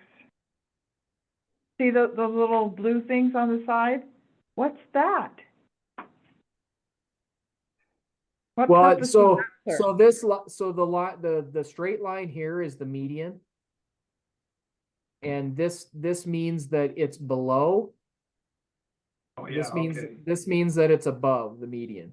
So your median household income is below the national. So this is the national median, sorry. So this is. I don't think the graph is completely useless. You've already got the numbers. Yeah. I don't I- disagree I- with you. I don't disagree with you. The other thing that really bothered me with this as a growth policy, that people that are thinking about bringing their businesses to town or Google coming in or whatever, on that same page under poverty, it says poverty is also an issue in Red Lodge. And I hate starting a sentence with that. And I'd rather not see that sentence there at all, actually. That's a good point. That's a I- terrible I sentence. put a huge question mark there myself. Yeah, I think you could just take that out for sure and just put the data in there. You don't really need But that qualifier at the beginning. You just put the data. Let them assess it themselves as opposed to, I got 5 minutes here. Are there any other glaring things you want to point out to Jeremy? I ran through my list here. I noticed in labor and industries, it didn't even have real estate sales. It had What's that, figure 7? rental, figure 8. It had rental and leasing, but no real sales. And I don't know if that's just me, because that's what I do. and half the people in town are realtors. But I just thought that was weird. Yeah, we can make that note to Kevin, and see Just out of curiosity there. if that's something they can add. Jeff, you got any big ones? Well, I got a number of comments. Some of them are not really changes, but Okay, I'm just looking for things for change right now. We got 2 or 3 minutes, and then I want to go on to the other agenda items. One thing I discussed with Kevin, just when we were looking at this, was, Yeah. and I think someone's brought up, use the current zoning map. Yeah, They did a hand-drawn map. absolutely, yeah. We noted. I use think the- those are in use there. the- Teresa, you got anything really big? No, my comments were all about nonprofits, not really relating to a lot of this, Yeah. and Red Lodge runs on nonprofits. Hey, Jeremy, I think tonight went as good as it possibly could, and I'd like to continue this process the next time we do this, if we could do that. What I'd like to have, though, is, can we get Greg, however you get this information to Kevin, to update what we've done to date, For the next meeting. and then get us another Microsoft Word document exactly like what we sent us this time? Okay. Do you want us to accept the changes or keep them in? No, accept the changes that we put in tonight, okay? And make those adjustments and whatever Jeremy's comments were, whatever. And then get us a fresh copy. I'd prefer it to have the Friday before our meeting. I know there was some transmission errors and all that stuff, which I don't fully understand. Some get it and some don't. I don't get that.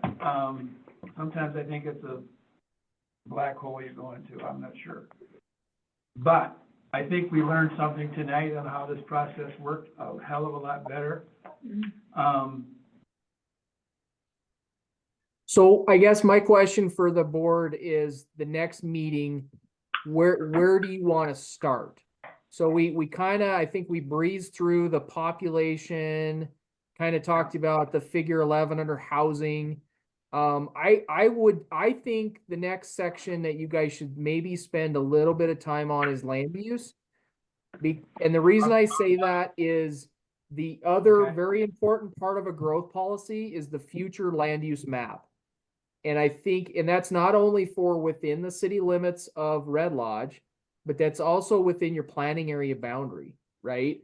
So when you have annexation requests and subdivision developments that are outside the city limits that are wanting to come in, you have a robust future land use map that really speaks to what the city wants. And so future land use starts on page 35. And That's where we'll start. That's where we'll start next meeting then. and so and my concern just right off the bat, so you guys know, is that the land use map that they have in the growth policy only shows land use within the city of Red Lodge. It does not provide future land uses within the planning area boundary around Red Lodge. And so I think what we need to do is either have Kevin create a planning area boundary map for the city of Red Lodge. So then the planning board can identify where they want certain land uses, right? And again, and this doesn't have to boil down to specific zoning districts for specific parcels. We're talking general terms, right? So we're talking outside the city limits, we're talking, do we want this area residential? Do we want this area commercial? Do we want this area industrial? Do we want this area protected for, open space, right? Agriculture, right? Those things. We don't want to dial it in and say, well, we think this needs to be C3 and this needs to be R4. We don't want to do that, right? We don't want to be that specific, but we do want to identify, where we want to keep ag and where we want commercial, where we want future residential, right? Those sorts of things, if that makes sense. It does. And so will you give Kevin that direction, or does that come from, Greg and I will work and get something with Kevin. We'll have a discussion with him if we need to on what we need. And we'll start, our next time we do this, we'll start on page 35, then on land use map. Future land use, yes. Okay? And also, I really liked that you were here, and I liked your leadership tonight, and I'm hoping that you would, be part of that meeting on land use as well. Let me just double check here. Your next meeting is September 11th. Yeah. That should be fine. I should be. And being here on Zoom is fine, but I really Okay. liked your input tonight, and we'll figure that out, All right, nope, sounds great. okay? Anything else for Jeremy? Nope. The only thing I was gonna say. Hang on, yeah, go ahead. The only thing I was gonna say is at some point, I know I have a number of comments through this Yeah, that we should probably take a look at some point. okay. When should we do that, Jeremy? You know, Jeff has some comments, and other members had a few comments in some of the dialogue that we skipped over very quickly tonight, so I guess at some point we're gonna have to do that, go through that. Yeah, at the beginning of next meeting, why don't we just hit that first? If you have very specific things that you want to chat about in a couple sections, let's hit those right off the bat, and then we'll jump right into the future land use discussion. And they need to be substance things, not grammar and all that, they need to be of substance, okay? They're not grammar. Okay, all right, we'll do that. Yeah, no, I don't think we need to breeze over those. I think if like you said, if there's substantive comments, let's air them out and discuss them first thing next time, and then we'll jump into the future land use map discussion. All right, very good. As far as I know, this is all we have next time, right? Correct. Okay, so we can do the full 2 hours. All right, thanks again, Jeremy. Are you done with All me right. then tonight? Yes, we are, thank you. No, Okay. please. Yep. All right, I'll stay. That's from the mayor. Whoops, I just got, what did I get, hands? Overridden? No, no. All right, the next, new business item is the RFP Affordable Housing Project, Mayor. So I apologize for, the delay in not being able to do this in order. I had a memorial that I was attending, and so I felt I needed to be there. This is just kind of an introduction. This is something that I think will be coming to the planning, but because of time schedule, I brought it up at council last night. I have a sense, I think, of what this board wants and what council wants as far as interest in affordable housing. Specifically, there is a piece of city-owned land, I'll just say in general, up the hill of Brewery Hill that we are looking at. We have the attorneys looking into ways of what are the mechanisms that are available to do that, and specifically what we're looking at is what's called Section 42 housing or another type of subsidized housing, which basically assures that it's not stuff that turns into short-term rentals, and it's specifically for 30 to 60% AMI. And I guess just before I continue down that path and discussion, it seemed wise and prudent to reach out to the boards, and I did with council last night and got what I felt was a pretty universal, yes, please pursue that. But I wanted to talk to this board as well, and there's some specific elements in part, so I guess I have to get a little more information. Part of what we're talking about is stuff that is currently in our zoning map listed as P1, part of the airport. It's basically the space between the old road and the new road up there.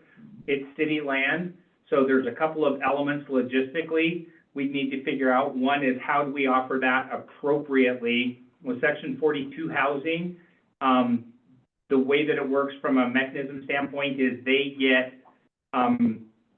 tax credits for every dollar they spend on the construction of the project. They get nothing for land. And so generally these developments are, you're going to lease the land to us for $1 a year or some sort of other variation. And there's other things that the city benefits because those dollars can be used to help with infrastructure, and several things along that. But this would also require some rezoning if we did that, because obviously you can't build in a P1 area. There's the one square that's up there is commercial. I don't know if it's C3 or C4, but it's something that's commercial that probably makes sense for that to be, particularly since what we're looking at is multi-unit dwellings, and whether that's 4, 6, 8, I don't know, but the idea is specifically high density for lower build costs, so that you can take care of that 30 to 60 AMI. And I guess I wanted to introduce the concept to this board and start getting this dialogue out in the public conversation. And I guess my question for this board is, am I barking up the right tree? Is that in line with stuff coming out of here? Or what other thoughts, considerations, concerns does this board have that they'd like me to consider as we start to pursue that? Obviously, before we get there, there's formal actions that are going to come to the planning board, several of them.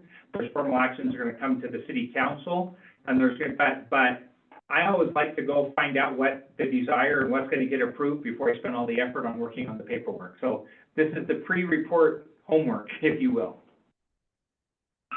Teresa? So I don't know anything about section 42 housing, but, I assume we're talking about, long-term rentals, or is it ownership? No, it's long-term rentals. It is a rental facility specifically for lower income, 30 to 60% AMI. So section 42, just at a high level, and again, part of why I bring this up so you guys can research it and look it up. What's AMI? Adjusted mean income. Yeah. So it's basically, there's certain numbers that they're held for, and it's basically federal money that's given to the states, and then the states apply for that in the form of a grant. And basically what they do is they get tax credits for building. Okay.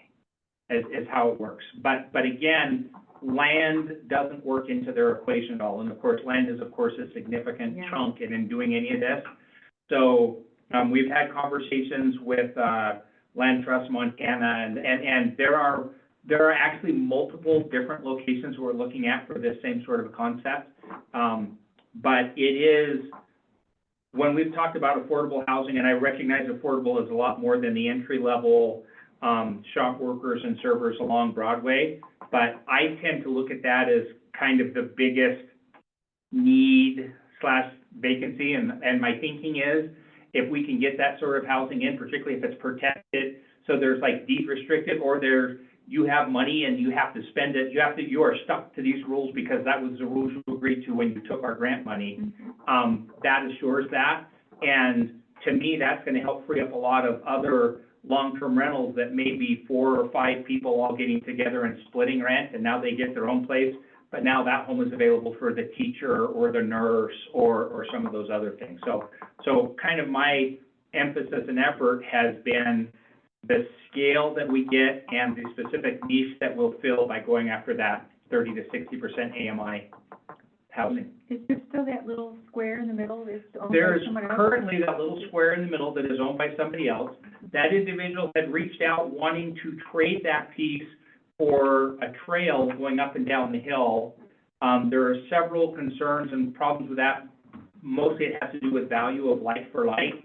A nice little square developmental piece of land compared to a strip of sagebrush going down a very, very steep slope that you can't walk without poles is not a like for like trade. There is a triangle piece next to that. I originally reached out and talked to the owner very early on in the year, and the first response I got was, absolutely, let's do that. I'm on board, take it to the bank.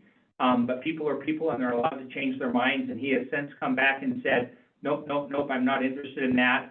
I'm only interested in the trail piece. I have reached out to him and told him we are interested in either trading or acquiring that land. So there's a couple of different options we can look at. One of the conversations that we've started, it's not done, but it'll be part of the urban renewal district. That's adjacent to the urban renewal district. So one of the ideas that came up is if we go through council and amend the borders, which is done before, and include that into the urban renewal district, does that open up some additional possibilities and benefits for us? So that'll be a conversation for that group. That was my question. Then there's some other things kind of going along with that as well. So most of you are probably aware we are working with MDT on a trail going down Brewery Hill right now. And if if timing works out and we need to come up with additional match funds or additional money to do that, that's something that they can do. With those federal dollars, they just can't buy or acquire land with it. And so again, to me, if I get the that sounds good, and please continue pursuing that, there's still gonna be lots of formal, opportunities. And there's a lot of homework that we're doing, but we're trying to move forward and get things done. John talked about the advantage of the water flow. Oh, so just again, going to the fact that those sort of developments, those tax dollars and the way the grant works, if they can use dollars to enhance infrastructure. So one of the things that's been, ever since they built the spires initially, the idea first came up, and even into Diamond Seed, there is a flow issue for water for fire suppression. As long as one house catches fire at a time, we're okay.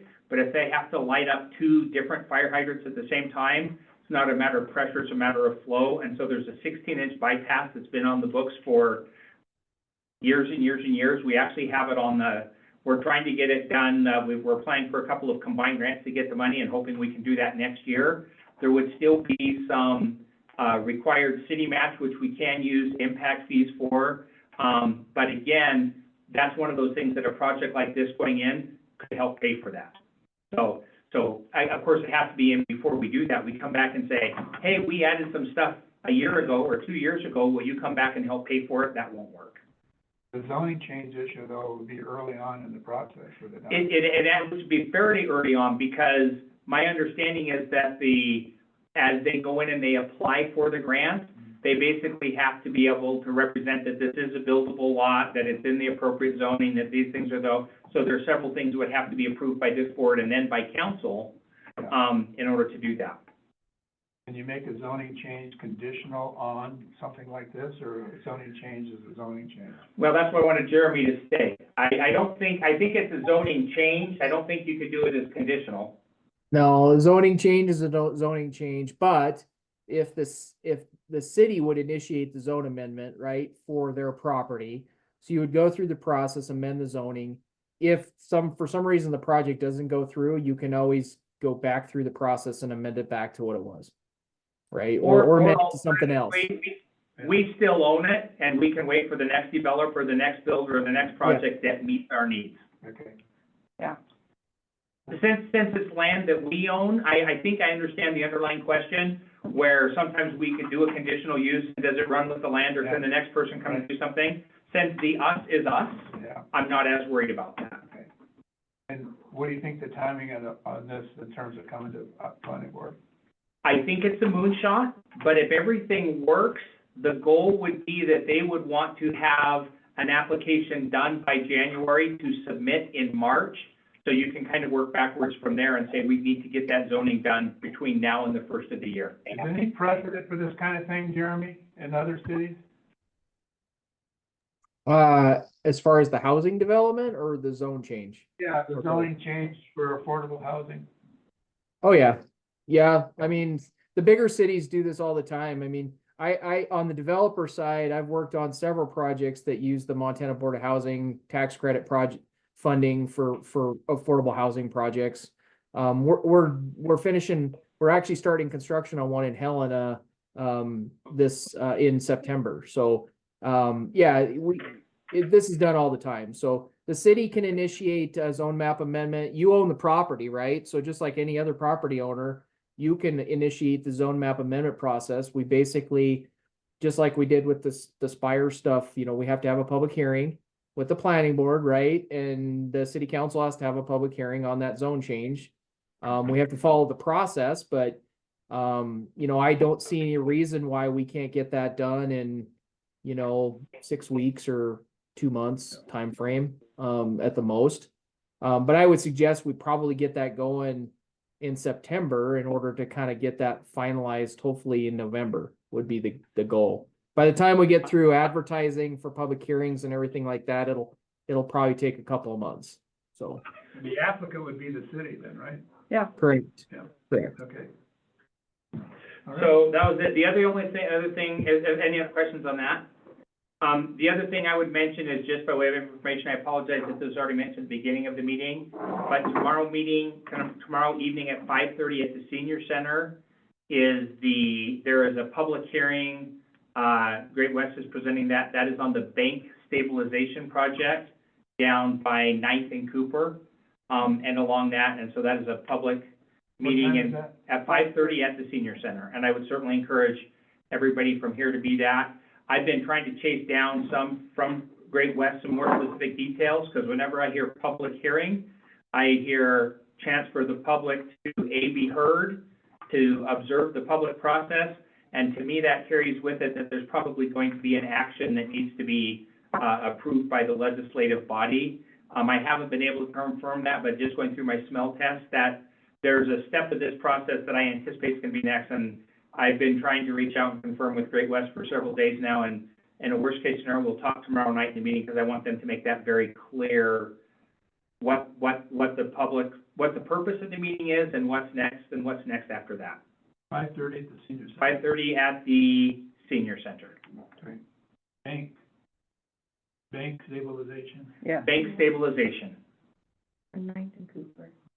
I will tell you from the earlier presentation that, I sat through with, me and, the Public Works Director, that they had an option A, B, and C as far as menu choices. One of them was the filet mignon, gold crusted. The other one was a nice reasonable steak, sort of. So as I looked at the options, I don't know that there's a whole lot of difference. One of them is spend a ton of money and move the crick back to where it was back in pick your decade. And then the other one is shore it up where it is and then taking into account what things need to do. And I think my take on it is it's, from practicality speaking, what the main course is gonna be, I think is already pretty much dictated because of budget and physics. But I think we can discuss the sides and the toppings. Yeah, So I just want to make sure that this group was aware of that. I was not, so, Yeah, okay, thank you. Thank you. nothing Is there a posted at the document? post office anymore. Dave, Say again, sir? is there a document available to look at on what the proposal is, or? I do not believe there is yet. I know I have seen a hard copy, but we haven't been presented with it to post online or something, but I will make sure that after tomorrow's conversation, that stuff is all gathered and and if I can get it in advance, I'll get, like I said, I've been reaching out for them for several days because I want people to understand what the process is. Because to me, as a resident, when I see you're having a public hearing, so do I have the option of saying no, or do I have the option of giving input? Is this just a checkbox? What is the, and I think there's a valid, Information only. well, and so those are questions that I think need to be answered. And I'll add, I think they need to be answered in a way that's logical and makes sense. Okay, thanks, Dave. All right, thank you. Jeremy, do you have anything you wanted to add to my earlier, thing? And we'll talk, I said, I've got a couple of attorneys looking down the mechanisms, because again, we have to do the right things, but we also have to do them the right way. So, you know, maybe there's multiple developers who want to come in and build that housing that we want. So we're trying to figure out what the mechanisms are to do that. Okay, thanks, Dave. Any other staff communication and updates? So our next meeting is September 11th. Yep. And right now, all we have on it is, growth policy. Do you anticipate any of it? No, I don't think we don't have any public hearings, Okay, so. and we'll try to schedule, make sure Jeremy can participate in that, by Zoom, Yep. okay? I will be on via Zoom. All right, thanks, Jeremy. Again, I can't reiterate, I thought tonight sets a tone for how we want to do this moving forward. Do you agree, Jeff? Yeah, going through Teresa? the comments and reviewing those, Well, I liked it that Jeremy took the lead. yeah. Susan, do you have anything to add before we move on? It went a lot more smoothly than I thought it would, and we had page numbers tonight. That was a big deal. Yeah. Good. Okay, and petitions and communications from the audience? All right. Online, any comments? Nope. Angela's the only one out. Not hearing any. Then we'll stand adjourned. Thank you. Have a good Thank night. you. Night.